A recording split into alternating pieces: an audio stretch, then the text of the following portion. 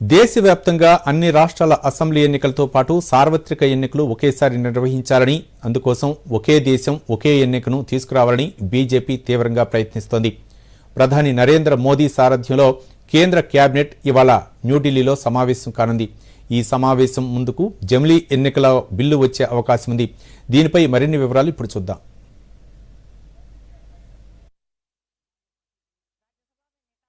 జమిలీ అంటే పార్లమెంటుతో పాటు అన్ని రాష్ట్రాల అసెంబ్లీలకు ఏకకాలంలో ఎన్నికలు జరిపించాలి.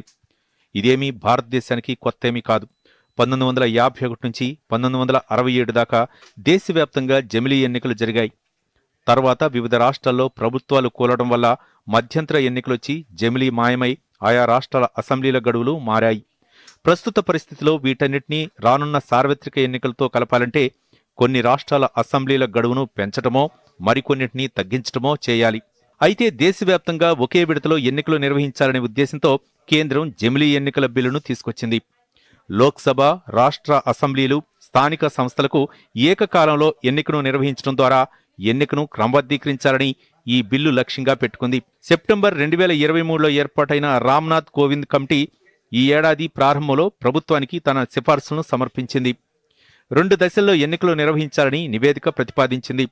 మొదటి దశలో లోక్సభ, రాష్ట్రాల అసెంబ్లీలకు ఏకకాలంలో ఎన్నికలు నిర్వహించాలని, రెండో దశలో స్థానిక సంస్థల ఎన్నిక నిర్వహించాలని సూచించారు. ఈ ప్రణాళికను సులభతరం చేయడానికి కేంద్ర ప్రభుత్వం వివిధ మార్గాలను అన్వేషిస్తోంది. ఏకకాల ఎన్నికలకు సంబంధించిన నిబంధనలను చేర్చడానికి ఆర్టికల్ 327కి మార్పులతో సహా రాజ్యాంగ సవరణలను బిల్లు ప్రతిపాదిస్తోంది. స్థానిక సంస్థల ఎన్నికలను లోక్సభ, అసెంబ్లీ ఎన్నికలతో కలిపే ప్రతిపాదనకు ప్రధాన రాజ్యాంగ సవరణలు, కనీసం 50% రాష్ట్రాల మద్దతు అవసరముంది. పార్లమెంట్, అసెంబ్లీల ఎన్నికలు భారత ఎన్నికల సంఘం అధికార పరిధిలోకి వస్తాయి. స్థానిక సంస్థల ఎన్నికలను రాష్ట్రాల ఎన్నికల కమిషన్లు పర్యవేక్షిస్తాయి. ఈ టైం లైన్ను సరిగా పాటించడానికి ఇప్పటికే ఉన్న ఫ్రేమ్వర్క్లకు జాగ్రత్తగా చర్చించడం, మార్పులు చేయటం అవసరం. వన్ నేషన్, వన్ ఎలక్షన్ ద్వారా ఎన్నికల సంబంధిత అంతరాయాలను తగ్గించడం, పరిపాలనా ప్రయత్నాలను క్రమబద్ధీకరించడం, తరచుగా జరిగే ఎన్నికల ఖర్చును తగ్గించడం లక్ష్యంగా పెట్టుకుంది కేంద్రం. ఇది పాలనను మెరుగుపరుస్తుందని కొందరు వాదిస్తున్నారు. అయితే ఆచరణ, ఒకే ఎన్నిక ప్రభావం, ఇతర సవాళ్లపై కొందరు ఆందోళన వ్యక్తం చేస్తున్నారు. బీజేపీ 2024 సార్వత్రిక ఎన్నికల మేనిఫెస్టోలో ఈ విధానాన్ని కీలక అంశంగా పేర్కొంది. ఈ ప్రతిపాదనకు బీజేపీలోని పలువురు నుండి మద్దతు లభించినప్పటికీ ఇతర రాజకీయ పార్టీలు ఎలా స్పందిస్తాయో చూడాలి. ఏకకాల ఎన్నికలతో భారత ఎన్నికల ప్రక్రియను క్రమబద్ధీకరించడం జమిలీ ఎన్నికల లక్ష్యం.